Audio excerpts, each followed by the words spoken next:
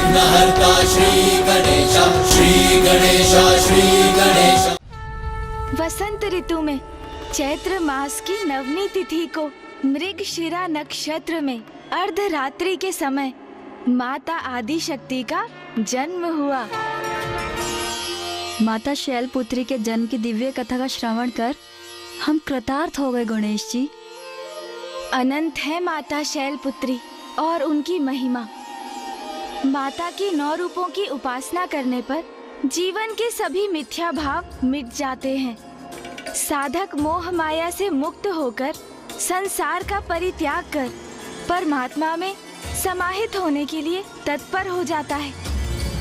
माता शैलपुत्री को प्रसन्न करने के लिए साधक को किस प्रकार साधना करनी चाहिए? नवरात्रि के प्रथम दिवस पर साधक अपनी रीढ़ के मूल पर स्थित मूलाधार चक्र पर अपना ध्यान केंद्रित कर माता की उपासना आरंभ करते हैं। मूलाधार चक्र के अधिपति प्रथम पूज्य गणेश जी और माता शैलपुत्री की पूजा से ही हम इस चक्र को जागृत कर सकते हैं। और इस प्रकार नवरात्रि के प्रथम दिवस से ही साधक की योग साधना भी आरंभ होती है। महाराज, माता सरला, अब आप भी अपने नेत्रों को बंद कर अपने मूलाधार चक्र पर अपना ध्यान केंद्रित कर माता के मंत्र का जाप कीजिए।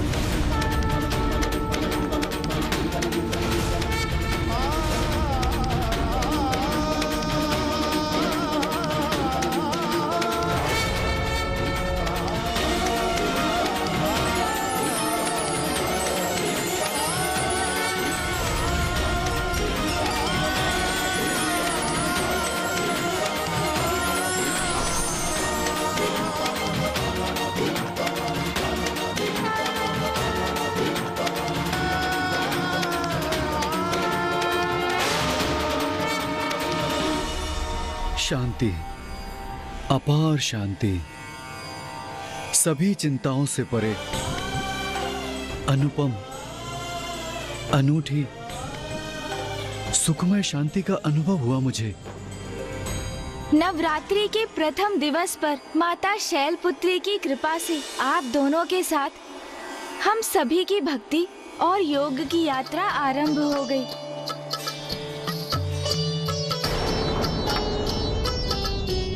क्या हुआ माता सरला? आप किस विचार में खो गई? यही, पुत्र हो अथवा पुत्री, माँ तो अपनी संतान को समान स्नेह देती, उनमें कोई भेदभाव नहीं करती। किंतु माता आदि शक्ति को पुत्री रूप में प्राप्त करना, ये जो परम सौभाग्य माता मैना और महाराज हिमावन को प्राप्त हुआ, ये तो उनके अद्भुत पुण्य संचय का ही परिणाम था। सत्य है, पुत्री के माता पिता बनने का सुख तो बहुत बड़ा सौभाग्य है। आप सर्वथा उचित कह रही हैं माता। स्त्री तो स्वयं शक्ति की ही प्रतीक है। वो स्त्री जो पहले पुत्री के रूप में जन्म लेती है, किंतु पुत्री प्राप्त करना सहज नहीं। उन्हें प्राप्त करने के लिए देवी मैना और हिमावन को अत्यंत ही कठोर तप करने पड़े थे। प्रत्येक कन्या में तो स्वयं माता आदि शक्ति का ही वास होता है। अनेकों पुण्य संचित होने के पश्चात ही एक पुत्री का जन्म होता है और ये स्वयं में एक बहुत बड़ा सौभाग्य है। मैं तुम्हारी पुत्री बनकर तुम्हारी मनोकामना अवश्य पूर्ण करूंगी। इसीलिए हम कन्या पूजन भी करते हैं। जिनके परिवार में कन्याएं जन्म लेती हैं, वो अत्यंत सौभाग्यशाली होते हैं, क्योंकि उन पर स्वयं माता की कृपा दृष्टि जो होती है। पुत्री को जन्म देकर उसके माता पिता बनना तो स्वयं एक महान पुण्य है।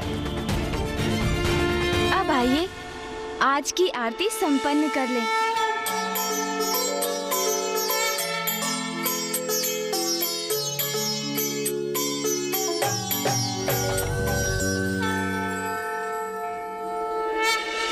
माता सरला, महाराज देवदास, कल भोर में नवरात्रि के द्वितीय दिवस पर हम माता के द्वितीय रूप की कथा जानेंगे।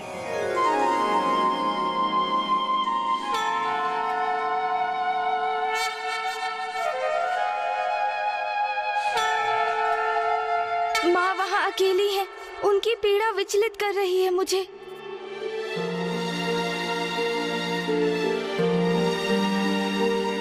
गणेश, तुम्हारी अधीरता का आभास है मुझे गणेश। भैया, हमने अभी माँ के नव रूपों की पूजा आरंभ की है। हमारे मनोरथ के सिद्ध होने में पूजा की संपूर्ण अवधि शेष है अभी। भैया, क्योंकि वहाँ माँ सर्वथा अकेली है, पिताश्री की प्रतीक्षा कर रही है और वही माँ के मंदिर के बाहर ऋषि जैगेश्वर ने पिताश्री के दर्शन की अभिलाषा में स्वयं को अन्न जल से वंचित रखा है। माता की कथा के संपन्न होने तक ऋषिवर का कुछ अहित हुआ तो अनर्थ हो जाएगा भैया। और उधर ज्ञात नहीं दुर्गमासुर वेद माता को कहाँ स्थित कर उनके साथ कैसा दुर्व्यवहार कर रहा होगा। इतना ही नहीं, पिताश्री मंदार पर्वत पर ही स्थित है। अपने उस वचन के कारण काशी लौटने में असमर्थ हैं, जो उन्होंने राजा देवोदास को दिया था। महादेव, काशी में मात्र एक ही राजा रह सकता है। फिर वो काशी राजा आप हैं अथवा मैं। और यदि राजा बनने का कर्तव्य मुझे पालन करना है तो आपको काशी छोड़कर जाना होगा महादेव, तो आपको काशी छोड़कर जाना होगा महादेव। तो आप ही बताइए भैया, ऐसी स्थिति में मैं अशांत और अधीर कैसे ना हो। तुम सर्वथा उचित कह रहे हो गणेश। समय के साथ स्पर्धा है हमारी, जिसमें अब एक एक पल असहनीय हो रहा है। किंतु गणेश, हमें यह भी स्मरण रखना चाहिए कि संसार में जो कुछ भी होता है वो माँ की इच्छा के अनुसार ही होता है। और वो भी यही चाहती हैं कि हम सभी नवरात्रि के व्रत रखें, उनका पूजन करें और माँ की इच्छा की पूर्ति हम पूर्ण निष्ठा और संपूर्ण भक्ति भाव से करेंगे।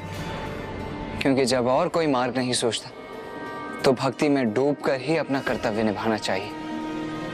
क्योंकि माँ अपने भक्तों को कभी निराश नहीं करती गणेश।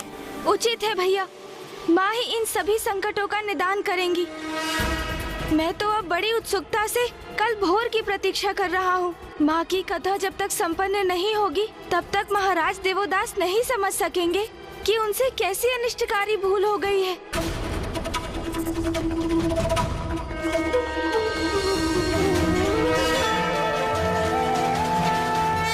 माँ, कल रात्रि में मैं बहुत व्याकुल और अधीर था, किंतु आज भोर में आपके दर्शन पाकर एक नवीन ऊर्जा प्राप्त हुई है। अब आपके द्वितीय रूप माँ ब्रह्मचारिणी की कथा करने का समय आ गया है। नवरात्रि के द्वितीय दिवस का कन्या पूजन पूर्ण विधि विधान से संपन्न हो गया। अब हम माता के 9 स्वरूपों के अगले रूप में जाने की यात्रा का वर्णन सुनने के लिए अति उत्सुक हैं। माता सरला, आपने सर्वथा उचित शब्दों का प्रयोग किया। माता की यात्रा। किंतु माता, आपके मन में कुछ विचार है, वो कहिए ना। मैं माता की लीला का रहस्य समझने में कहाँ समर्थ हूँ, किंतु कल रात्रि में मैं माता शैलपुत्री स्वरूप की कथा का विचार कर रही थी तो मुझे प्रतीत हुआ कि माता की यात्रा तो किसी भी स्त्री की ही यात्रा के समान है। आपने तो पुनः उचित कहा माता। माता की कथा सुनकर तो प्रत्येक स्त्री को उनकी यात्रा में अपनी ही यात्रा दिखाई देती है। ये भी माता की ही लीला है। उनकी यात्रा का प्रथम पड़ाव उनका जन्म था, जब उनके पिता के नाम पर उनका नाम निर्धारित हुआ। अब हम उनकी यात्रा के द्वितीय पड़ाव की कथा ज्ञात करेंगे। नवरात्रि के द्वितीय दिवस पर हम माता के ब्रह्मचारिणी रूप की पूजा करते हैं। ब्रह्म क्या है?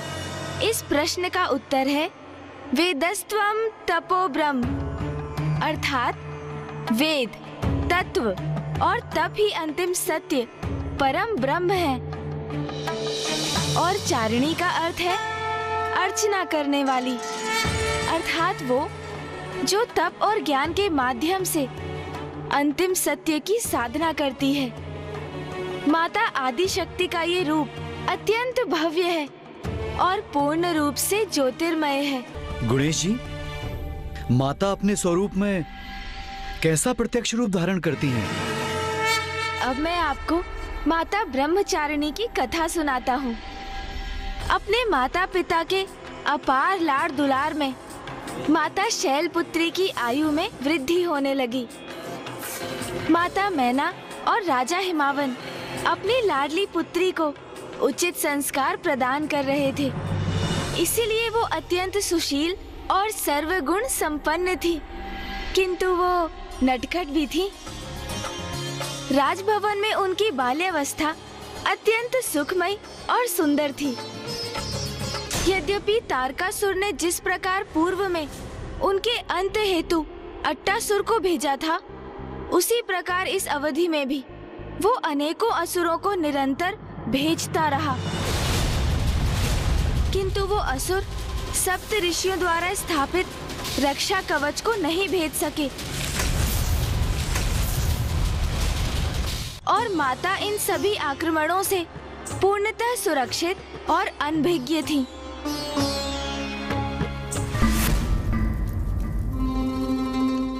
लौटा क्यों नहीं अट्टासुर अभी तक?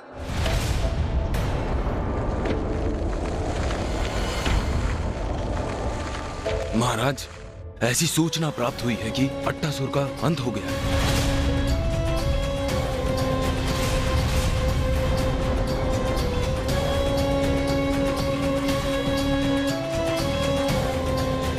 अंत हो गया अट्टासुर का? तो फिर प्रतीक्षा क्यों कर रहे हैं हम? अन्य असुरों को भेजो अभी। जाओ, अंत कर दो शक्ति का, जिसने उस राजभवन को अपना निवास बनाया है। जाओ।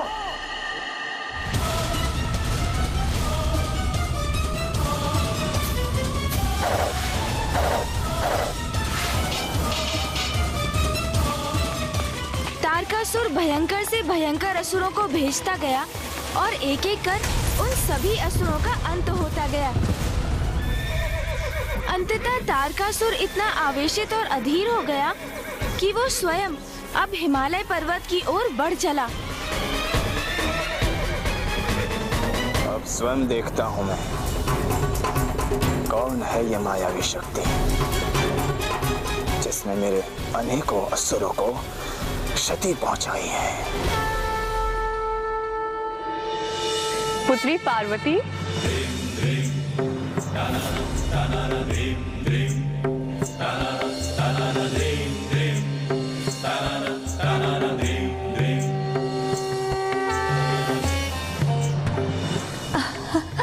अरे वाह, अति उत्तम पुत्री पार्वती।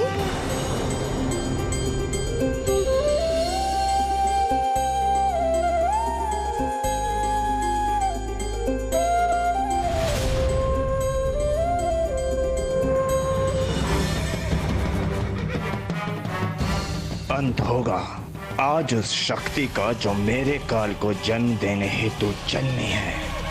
अभी मिटा दूंगा मैं उसे, बढ़ने नहीं दूंगा ये संकट।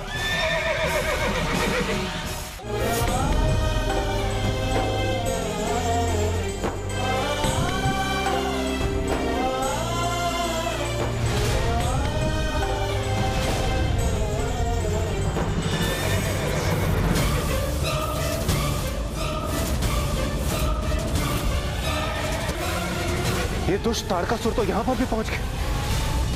कहीं ये राजा हिमावंत के राजभवन पहुंचकर कहीं कोई अनर्थ न कर दे। निश्चिंत रहिए देवराजेंद्र, अब वहां कोई और अनर्थ नहीं होगा।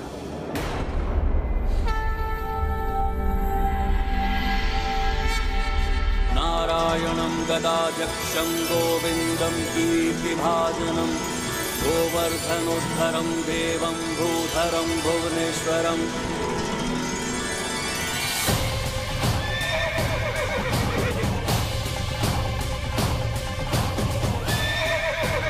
कहाँ गया ये राजभवन?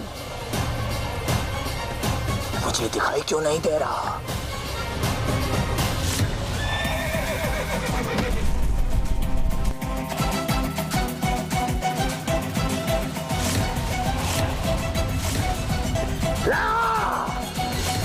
श्री हरि नारायण ने अपनी विष्णु माया के प्रभाव से महाराज हिमावन के राजभवन को अदृश्य कर दिया और इसी कारण वो तारकासुर उसे ढूंढने में असमर्थ हो गया। जब थक गया तो अंततः वो निराश होकर लौट गया और देखते ही देखते माता शैलपुत्री 16 वर्ष की आयु पर पहुंच गई।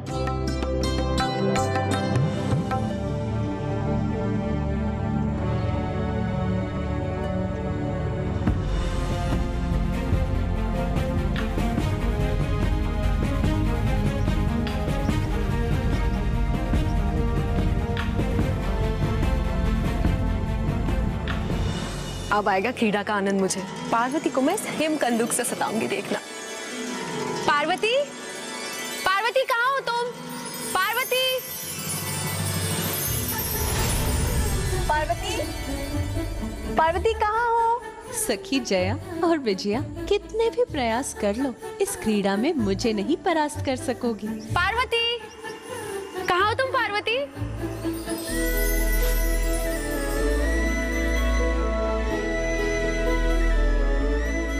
विजया, तुम उस दिशा में जाके ढूंढो, मैं इस दिशा में जाती हूँ, ठीक है? पार्वती,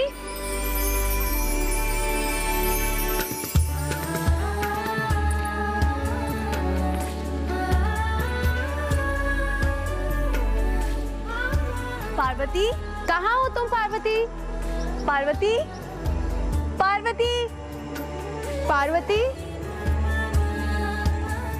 पार्वती, कहाँ चली गई? पार्वती,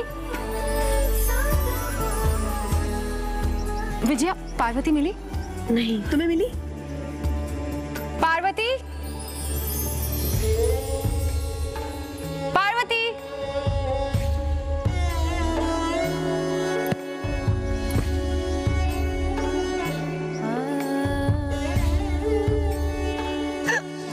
तुम दोनों तो मुझे सताने चली थी ना, फिर क्या हुआ? पार्वती, अब तुम हमसे नहीं बचोगी।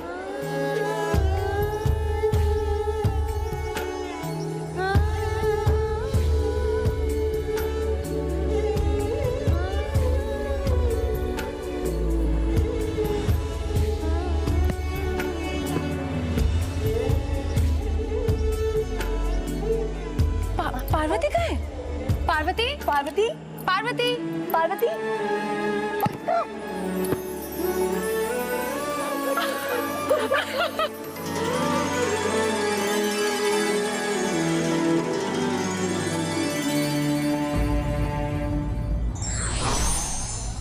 ईश्वर की लीला अपरंपार है, किंतु समय के चक्र का पालन करना वो भी नहीं भूलते।